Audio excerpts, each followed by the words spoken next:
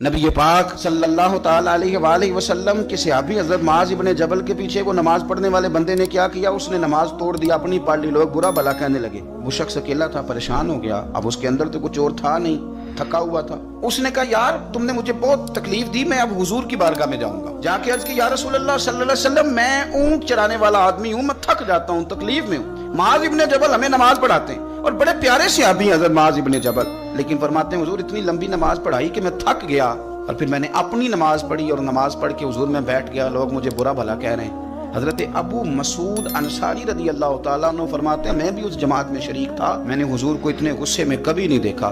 फरमाया, बुलाओ ना मुआज़ इब्ने जबल को। हजरत मुआज़ इब्ने जबल आए तो हुजूर फरमान, ये लफ्ज है हदीस के। हुजूर फरमाने लगे, किसने इजाजत दी इतनी लंबी नमाज पढ़ाने? फरमाया, मैं लोगों को दीन के करीब करता हूँ, तू दूर करता है। फरमाया, ज्यादा से ज्यादा तूने पढ़नी हो तो सूरह शम्स पढ़ लिया कर, सूरतुल दुहा पढ़ लिया कर।